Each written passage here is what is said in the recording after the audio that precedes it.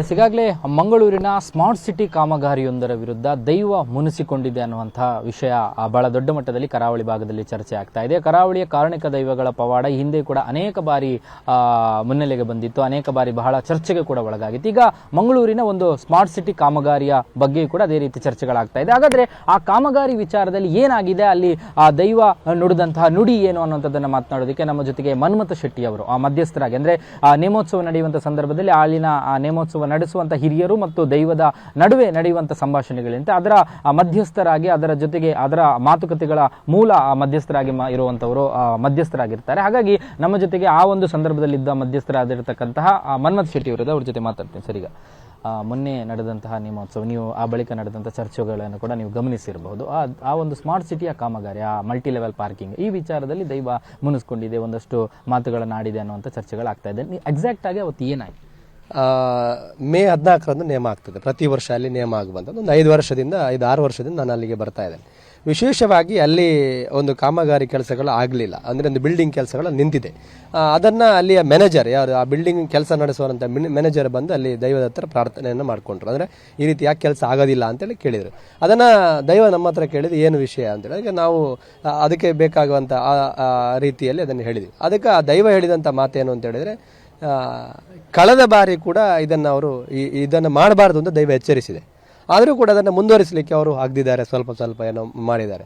ಆದರೆ ಆ ಸಂದರ್ಭದಲ್ಲಿ ದೈವ ಹೇಳಿತ್ತು, ಇದರ ಮಾಲಕ ಯಾರು, ಅವನ ಜೊತೆ ನನಗೆ ಮಾತಾಡಲಿಕ್ಕಿದೆ, ಅವನು ಇಲ್ಲಿಗೆ ಬರಬೇಕು ಅಂತೇಳಿ, ಅವ್ರು ಯಾರು ಬರಬೇಕು ಅಂತೇಳಿ. ಅದಕ್ಕೆ ಆ ದೈವ ಹೇಳಿದಂಥ ಮಾತನ್ನು ಧಿಕ್ಕರಿಸಿದರೋ ಅಥವಾ ಮೊನ್ನೆ ಅವರಿಗೆ ಬರಲಿಕ್ಕಾಗಲಿಲ್ಲೋ ಅದು ಗೊತ್ತಿಲ್ಲ, ಅದು ಅವರ ವೈಯಕ್ತಿಕ ಪ್ರಶ್ನೆಗಳಲ್ಲ. ಆದರೂ ಕೂಡ ಅವರು ಏನು ಮ್ಯಾನೇಜರ್ ಬಂದ ತಕ್ಷಣ ಅದಕ್ಕೆ ದೈವ ಹೇಳಿತ್ತು, ನನಗೆ ಮತ್ತು ಮಾಲಕನಿಗೆ ಇದರ ಲೆಕ್ಕ ಇದೆ, ಆ ಲೆಕ್ಕ ಏನು ಅಂತೇಳಿ ನನಗೆ ಗೊತ್ತಿದೆ, ಬರುವ ವರ್ಷ ಆದರೂ ಅವನು ಬರಬೇಕು, ಅಲ್ಲಿ ತನಕ ಕೆಲಸ ಮಾಡಬೇಡಿ ಅಂತೇಳಿ ಒಂದು ಮಾತಾಡಿದೆ.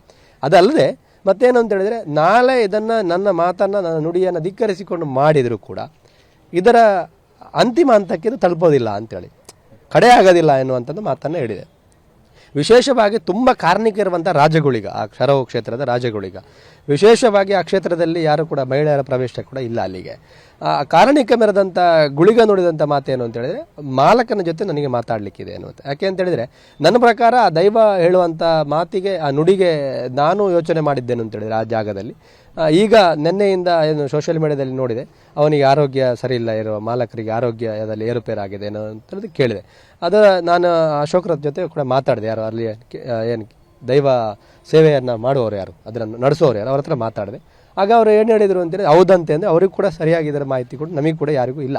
ಆದರೆ ಒಂದು ವೇಳೆ ಆಗಿದರೂ ಕೂಡ ಇದು ದೈವದ ಪ್ರಖರತೆಗೆ ಇದು ಒಂದು ಮುಣಿದಿದೆ, ದೈವ ಮುಣಿದಿದೆ ಅನ್ನುವಂಥದ್ದು ಸ್ಪಷ್ಟ ಅದರಲ್ಲಿ ಎರಡನೇ ಮಾತಿಲ್ಲ. ಒಂದು ಅಭಿವೃದ್ಧಿ ಆಗುವಂಥ ಸಂದರ್ಭದಲ್ಲಿ ಏನಾದರೂ ಅಂತಹ ಆಚರಣೆಗಳಿದೆಯಾ, ಕಟ್ಟುಪಾಡುಗಳಿದೆ ಅಂದರೆ ಒಂದು ಸ್ಮಾರ್ಟ್ ಸಿಟಿಯ ಕಾಮಗಾರಿ ಆಗಿರುವಂಥದ್ದು, ಇಲ್ಲಿ ದೈವಕ್ಕೆ ಮತ್ತು ಈ ಕಾಮಗಾರಿ ವಿಚಾರದಲ್ಲಿ ಏನಾಗಿರ್ಬೋದು ಗೊಂದಲ? ನೋಡಿ, ನಿಮಗೆ ಇತ್ತೀಚೆಗೆ ಆಗಿರತಕ್ಕಂಥ ಕಾರ್ಣಿಕದ ನಿಮಗೆ 2 ಸ್ಥಳಗಳು ಗೊತ್ತಿದೆ. ಒಂದು MRPL ಅಲ್ಲಿ ಒಂದು ಆಗಿದೆ, ಒಂದು 20 ವರ್ಷಗಳಿಂದ ನೇಮ ಆಗದಂಥ ಜಾಗ ಮೊನ್ನೆ ಪಿಲ್ಚಾಮುಂಡಿಗೆ ನೇಮ ಆಗಿದೆ. ನಂತರ ಅಲ್ಲಿ ನೆಲ್ಲಿದಡಿ ಗುತ್ತಲ್ಲಿ ಜುಮಾದಿಯದ್ದು ಒಂದು ಕೂಡ ಕಾರ್ಣಿಕ ನಿಮಗೆ ಗೊತ್ತಿದೆ.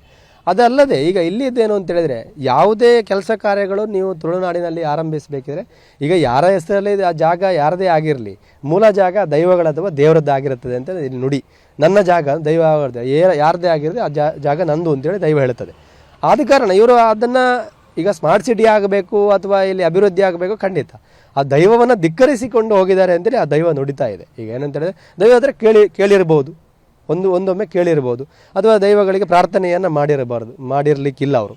ಆದ ಕಾರಣ ದೈವಕ್ಕೆ ಪ್ರಖರತೆಗೆ ಅಥವಾ ಕೋಪಕ್ಕೆ ತುತ್ತಾಗಿದೆ. ಆದ ಕಾರಣ ದೈವದ ಹತ್ರ ನಾವೇನು ಪ್ರಾರ್ಥನೆಯನ್ನು ಮಾಡಿಕೊಂಡ್ರೆ ಅದು ಮಾವನಾಗಿ ಅಥವಾ ತಾಯಿಯಾಗಿ ಸಲ್ಲುವಂಥ ಒಂದು ನಮ್ಮ ತುಳುನಾಡಿನ ಒಂದು ಆರಾಧನೆಯ ಒಂದು ನಂಬಿಕೆಯ ಶಕ್ತಿ, ಅದು ಅಗಾಧವಾಗಿರತಕ್ಕಂಥ ಶಕ್ತಿ. ಅದನ್ನು ಸರಿಯಾಗಿ ರೀತಿ ನಮ್ಮಿಂದ ತಪ್ಪಾಗಿದೆ ಅಂತ ಕ್ಷಮೆ ಕೇಳಿಕೊಂಡ್ರೆ, ಏನಾದರೂ ಅದಕ್ಕೊಂದು ಸರಿಯಾದಂಥ ದಾರಿಯನ್ನು ಆ ಸಂದರ್ಭದಲ್ಲಿ ಯಾವಾಗ ಇವರು ಬಂದು ಯಾವ ರೀತಿ ಕೇಳ್ತಾರೆ ಆ ಸಂದರ್ಭದಲ್ಲಿ ದೈವ ಹೇಳ್ಬೋದು. ಎಷ್ಟೋ ಇತಿಹಾಸಗಳ ಕಾರಣಿಕಗಳು ಇದೆ, ಈ ರೀತಿ ಆಗಿದೆ, ಮತ್ತು 2 ಅಂತಸ್ತಿನ ಮನೆ ಕಟ್ಟಬಾರ್ದು ಅಂತ ಹೇಳೋದು, ಅಲ್ಲಿ ಬಂದು ನಮಗೆ ಏನು ಪ್ರಾರ್ಥನೆಯನ್ನು ಮಾಡಿದರೆ ಎಷ್ಟೋ ಕಡೆ ಆದಂಥ ಘಟನೆಗಳು ಇದೆ. ಆದರೆ ನಾವೇ ದೊಡ್ಡವರು ಅಥವಾ ನಮ್ಮಿಂದ ಏನು ದೈವಗಳೇನು ಇಲ್ಲ ಎನ್ನುವಂಥದ್ದನ್ನು ನಾವು ಪ್ರದರ್ಶನ ಮಾಡಲಿಕ್ಕೆ ಹೋದರೆ ದೈವದ ಕಾರಣಿಕ ಕೂಡ ಪ್ರದರ್ಶನ ಆಗ್ತದೆ. ಕಾಮಗಾರಿ ವಿಳಂಬ ಆಗ್ತಾ ಇರುವಂತ ಬಗ್ಗೆ ಇಲ್ಲಿನ ಸ್ಥಳೀಯರು ಯಾರಾದರೂ ಇಲ್ಲಿ ದೈವದ ಎದುರು ಬಂದು ದೂರು ಕೊಡುವಂಥದ್ದು ಮತ್ತು ದೈವ ಏನಾದರೂ ಮುನ್ಸೂಚನೆ ಅಂದ್ರೆ ಅಪಾಯದ ಮುನ್ಸೂಚನೆ ಕೊಟ್ಟಂತ ದಿನ ಅಲ್ಲಿ ಮುಖ್ಯವಾಗಿ ಆ ಕೆಲಸವನ್ನು ಯಾರೀಗ ಆ ಬಿಲ್ಡಿಂಗ್ ಏನು ಕೆಲಸ ಆಗಬೇಕು ಅದರಿಂದ ಏನು ಸ್ಮಾರ್ಟ್ ಸಿಟಿ ಕೆಲಸ ಆಗಬೇಕು ನೀವೇನು ಹೇಳ್ತಾ ಇದ್ರೆ ಆ ಕೆಲಸವನ್ನು ಮಾಡೋದು ಮಾಲಕ ಮ್ಯಾನೇಜರ್ ಬಂದು ಪ್ರಾರ್ಥನೆಯನ್ನು ಮಾಡಿದ್ರು, ಬೇರೆ ಯಾರು ಅಲ್ಲಿ ಬಂದಿಲ್ಲ. ಅಂದರೆ ಅಲ್ಲಿ ಸಮಸ್ಯೆ ಆಗ್ತಾ ಇದೆ ಅನ್ನುವಂಥದ್ದನ್ನು ಅಲ್ಲಿ ದೂರು ಕೊಟ್ಟಿದ್ದಾರೆ. ಆದರೆ ಯಾರಿಗೆ ಕೊಡಬೇಕು, ಅಲ್ಲಿ ಅವರು ಸೇವೆ ನಡೆಸೋರಿಗೆ ಕೆಲಸ ಹೇಳಿದ್ರು ಆಗಲಿಕ್ಕಿಲ್ಲ, ಅಲ್ಲಿ ಬಂದಂಥ ಸಂದರ್ಭದಲ್ಲಿ ಹೇಳಲಿಕ್ಕೆ ಆಗಲಿಕ್ಕಿಲ್ಲ ಅಂತೇಳಿ ಅವರು ಏನು ಹೇಳ್ತಾರೆ, ಅವರು ಮಾಮೂಲಾಗಿ ಏನು ಸರ್ಕಾರ ಅಥವಾ ಅಲ್ಲಿ ಕೆಲಸ ಮಾಡುವಂಥ ಇಲಾಖೆಗಳಿಗೆ ಮಾತ್ರ ಅವರು ದೂರು ಕೊಡ್ಬೋದು ಹೊರತು ದೈವಗಳಿಗೆ ದೂರು ಕೊಡಲಿಕ್ಕಿಲ್ಲ. ಇವರಿಗೆ ಆ ಮ್ಯಾನೇಜರ್ಗೆ ಏನು ತುಳುನಾಡಿನ ದೈವಗಳ ಮೇಲೆ ನಂಬಿಕೆ ಇರಬೇಕೋ ಏನೋ ಆರಾಧನೆ ಮೇಲೆ ನಂಬಿಕೆ ಇದೆಯೋ ಗೊತ್ತಿಲ್ಲ. ಅವರೇನು ಹೇಳಿದ್ದಾರೆ ಅಂತ ಹೇಳಿದರೆ ಪ್ರಾರ್ಥನೆಯನ್ನು ಮಾಡಿಕೊಂಡಿದ್ದಾರೆ, ಅವರು ಬಂದು ಗುಳಿಗನ ಹತ್ರ ಪ್ರಾರ್ಥನೆ ಮಾಡಿದ್ದಾರೆ. ಪ್ರಾರ್ಥನೆ ಮಾಡಿದ ತಕ್ಷಣ ಅಲ್ಲಿಗೆ ಏನಾಗಿದೆ ಅಂತ ಹೇಳಿದರೆ ಏನಾಗಬೇಕು ಎನ್ನುವಂಥದ್ದು ದೈವ ನೀವು ನನ್ನ ಮಾತನ್ನು ಧಿಕ್ಕರಿಸಿಕೊಂಡು ಮುನ್ನಡೆದರೆ ಅದರಿಂದ ನಿಮಗೆ ಏನಾದರೂ ಒಂದು ತೊಂದರೆಗಳಾಗಬಹುದು ಅಂತ ದೈವ ಹೇಳಿದೆ. ನನ್ನ ನುಡಿಯನ್ನು ನೀವು ಕಳೆದ ವರ್ಷ ಹೇಳಿದೆ, ಈ ವರ್ಷ ಅದಕ್ಕಿಂತ ಹಿಂದಿನ ವರ್ಷ ಕೂಡ ಹೇಳಿದೆ. ಅದನ್ನು ಧಿಕ್ಕರಿಸಿಕೊಂಡು ನೀವು ಮುನ್ನಡೆದರೂ ಕೂಡ ಇಂದಲ್ಲ ನಾಳೆ ಇದಕ್ಕೆ ಏನಾದರೂ ತೊಂದರೆಗಳಾಗಬಹುದು, ಆಮೇಲೆ ನನ್ನನ್ನು ದೂರಬೇಡಿ ಎನ್ನುವಂಥ ಮಾತನ್ನು ಕೂಡ ಗುಳಿಗೆ ಹೇಳಿದೆ. ಬಹಳ ಶಾರ್ಟ್ ಆಗಿ ಹೇಳೋದಾದ್ರೆ ಈ ಶರಾಬ್ ಗುಳಿಗ ಅಂದ್ರೆ ಏನು, ಅದರ ಹಿನ್ನೆಲೆ ಏನು, ಅಂದ್ರೆ ಗುಳಿಗ ಅನ್ನುವಂಥದ್ದು ಕೇಳಿದ್ರೆ ಆ ಜಾಗದಲ್ಲಿ ಅದಕ್ಕೆ ಏನಾದರೂ ಹಿನ್ನೆಲೆ? ಶರವು ದೇವಸ್ಥಾನದ ಆರಾಧನೆಯನ್ನು ಪಡೆದುಕೊಂಡಿರತಕ್ಕಂಥ ಒಂದು ದೈವ ಗುಳಿಗ ಅಂತೇಳಿ. ಅಲ್ಲಿ ಈಗಲೂ ಕೂಡ ಹಿಂದಿನ ಕಾಲದಲ್ಲಿ ನಮಗೆ ತಿಳಿದ ಪ್ರಕಾರವಾಗಿ ಗುಳಿಗ ಶರವು ದೇವಸ್ಥಾನದಿಂದ ಅಲ್ಲಿಗೆ ಬರ್ತಾ ಇದ್ರು ಅಲ್ವಾ, ದೇವರು ಬರ್ತಾ ಇದ್ರು, ಅಲ್ಲಿಂದ ಭಂಡಾರ ಬರ್ತಾ ಇತ್ತು ಅಂತೇಳಿ ನಮಗೆ ಕೇಳಿರುವಂಥದ್ದು.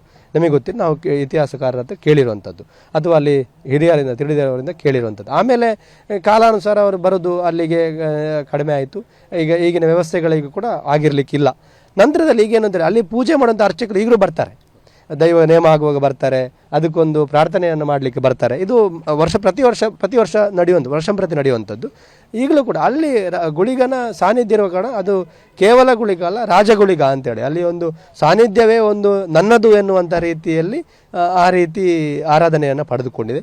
ಮತ್ತು ವಿಶೇಷವಾಗಿ ಅಲ್ಲಿ ಎಷ್ಟೋ ಕಾರಣಿಗಳಾಗಿದೆ.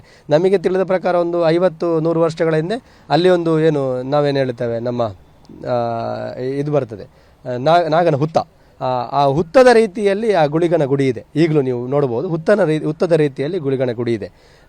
ಭಂಡಾರಗಳೆಲ್ಲ ಒಳಗಡೆ ಇದೆ.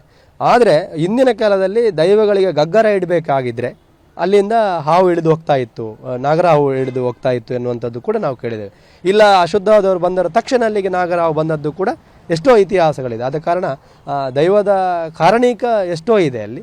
ಆದ ಕಾರಣ ಇಲ್ಲಿ ಕೂಡ ಅವರು ಬಂದು ಶರಣು ಅಂತೇಳಿ ಪ್ರಾರ್ಥನೆ ಮಾಡಿ ನಮ್ಮಿಂದ ತಪ್ಪಾಗಿದೆ ಏನಾದರೂ ಮಾಡಬೇಕು ಅಂತೇಳಿದ್ರೆ ದೈವ ಅದಕ್ಕೆ ಸರಿಯಾಗಿರತಕ್ಕಂಥ ಸೊಲ್ಯೂಷನನ್ನು 100% ಕೊಡ್ತದೆ. ಯಾಕೆ ಅಂತ ಹೇಳಿದ್ರೆ ಈಗ ನಡೆಯುವಂಥದ್ದು ಯುಗಗಳು ಬೇರೆ, ಕಲಿಯುಗದಲ್ಲಿ ಬೇರೆ ಬೇರೆ ಮಲ್ಟಿ ಯುಗಗಳಿದೆ. ಆ ಕಾರಣ ಬದಲಾವಣೆಯ ಕಾಲದಲ್ಲಿ ದೈವಗಳು ಕೂಡ ಅದಕ್ಕೆ ಸರಿಯಾಗಿರತಕ್ಕಂಥ ದಾರಿಯನ್ನು 100ಕ್ಕೆ 100 ಕೊಡ್ತದೆ. ಆದ ಕಾರಣವಾಗಿ ಅವರು ಪ್ರಾರ್ಥನೆಯನ್ನು ಮಾಡಿದರೆ ಅದಕ್ಕೊಂದು ಸರಿಯಾಗಿರತಕ್ಕಂಥ ಫಲಿತಾಂಶ ಸಿಗಬಹುದು.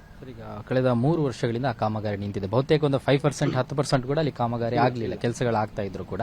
ಈಗ ಅವರಿಗಿರುವಂಥ ಮುಂದಿನ ಸೊಲ್ಯೂಷನ್ ಏನು? ಆ ಕಾಮಗಾರಿ ನಡಿಬೇಕಂದ್ರೆ ಇನ್ನೊಂದು ಕಡೆಯಲ್ಲಿ ಮಣ್ಣು ಕುಸಿತಾ ಇದೆ, ಬೇರೆ ಬೇರೆ ರೀತಿಯಲ್ಲಿ ಅವಾಂತರಗಳಾಗ್ತಾ ಇರುವ ನೋಡಿ. ಅಲ್ಲಿ ಮುಖ್ಯವಾಗಿ ಅವ್ರು ಏನು ಮಾಡ್ಬೋದು ಅಂತ ಹೇಳಿದರೆ ಅವರಿಗೆ ಬರುವ ವರ್ಷ ನೇಮಕ್ಕೆ ಮಾತ್ರ, ಇನ್ನು ದೈವ ನುಡಿ ಕೊಡುವುದು ಬರುವ ವರ್ಷ ನೇಮಕ್ಕೆ ಮಾತ್ರ. ಅಲ್ಲಿಯ ತನಕ ಈ ಕೆಲಸವನ್ನು ನಿಲ್ಲಿಸಬೇಕು ಅವರು, ನನ್ನ ಪ್ರಕಾರವಾಗಿ. ಯಾಕೆ ಅಂತ ಹೇಳಿದ್ರೆ ಬೇರೆ ಅವರಿಗೆ ಸೊಲ್ಯೂಷನ್ಗಳೇ ಇಲ್ಲ. ಅದಕ್ಕೆ ಏನಾದರೂ ಜರಿಯದ ರೀತಿಯಲ್ಲಿ ಏನಾದರೂ ಟಲ್ಪರ್ಗಳ ವ್ಯವಸ್ಥೆ ಏನಾದರೂ ಮಾಡಿಕೊಂಡು ಅಲ್ಲಿ ಇರ್ಬೋದು.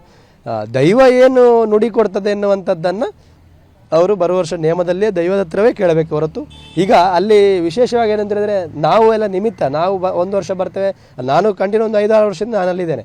ಒಂದು ವರ್ಷ ಬರ್ತಾರೆ, ನೇಮ ಕೊಟ್ಟವರು ಬರ್ತಾರೆ, ಅಲ್ಲಿ ಅದಲ್ಲ, ಅಲ್ಲಿ ದೈವವೇ ನುಡಿಯುತ್ತೆ ಅನ್ನುವಂಥದ್ದು ಬೇರೆ ಬೇರೆ ರೀತಿಯಲ್ಲಿ ನಮಗೆ ಕಾರಣಗಳು ಸಿಗ್ತದೆ. ಆದ ಕಾರಣ ಇವರಲ್ಲಿ ಬಂದು ಪ್ರಾರ್ಥನೆಯನ್ನು ಮಾಡಿಕೊಂಡು ಯಾವ ರೀತಿ ಮಾಡಬೇಕು ಅಂತ ಹೇಳಿದ್ರೆ ದೈವಗಳಿಗೆ ಒಂದಷ್ಟು ಇಂತಿಷ್ಟು ಕಾಣಿಕೆ ಆಗಿರ್ಬೋದು, ಅಥವಾ ಈ ರೀತಿ ಮಾಡಿ, ಈ ರೀತಿ ನಡೆಯನ್ನು ಬಿಟ್ಟು ಕೊಡಿ ಅಂತೇಳಿ ಆಗಿರ್ಬೋದು, ಅಥವಾ ಅವರ ದೃಷ್ಟಿ ಏನು ತಾಗ್ತಾ ಇದ್ರೆ ಆ ನಡೆಯನ್ನು ಬಿಟ್ಟು ಕೊಡಿ ಏನಾದರೂ ಹೇಳ್ಬೋದು. ಬಟ್ ನಾನು ಅದನ್ನು ಹೇಳಲಿಕ್ಕೆ ಆಗೋದಿಲ್ಲ. ಯಾಕೆ ಅಂತ ಹೇಳಿದ್ರೆ ದೈವ ಆ ಸಂದರ್ಭದಲ್ಲಿ ಏನು ಹೇಳ್ಬೋದು ಅದನ್ನೇ ಹೇಳೋದು. ದೈವ ಅದೇ ಕಡೆಯದಾಗಿ ನಾನು ಈಗಲೂ ನಿಮ್ಮ ಹತ್ರ ಹೇಳುವಂಥದ್ದು ಒಂದೇ, ದೈವ ಹೇಳಿದ ಮಾತೊಂದೇ, ನನಗೆ ನಿಮ್ಮ ಮಾಲಕನ ಹತ್ರ ಮಾತಾಡಲಿಕ್ಕಿದೆ, ಅದರ ಲೆಕ್ಕ ನನಗೆ ಮತ್ತು ಅವನಿಗೆ ಮಾತ್ರ ಬಿಟ್ಟದ್ದು. ಸೊ ಒಂದು ವೇಳೆ ಅವನು ಬಂದರೆ ನನಗೆ ಮತ್ತು ಅವನಿಗೆ, ಇಲ್ಲ ಅಂತ ಹೇಳಿದ್ರೆ ಆ ಲೆಕ್ಕ ನನಗೆ ಮಾತ್ರ ಗೊತ್ತು ಅಂತ ಹೇಳಿದೆ.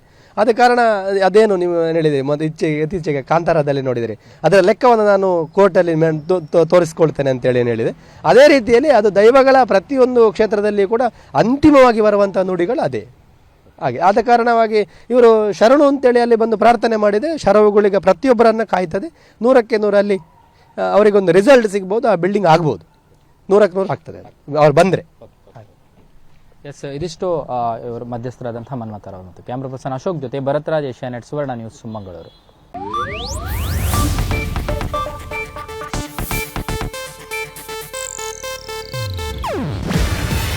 ಇದು ಏಷ್ಯಾನೆಟ್ ನ್ಯೂಸ್ ನೆಟ್ವರ್ಕ್ ಪ್ರಸ್ತುತಿ. ನೀವು ನೋಡ್ತಿದ್ದೀರಾ ಏಷ್ಯಾನೆಟ್ ಸುವರ್ಣ ನ್ಯೂಸ್.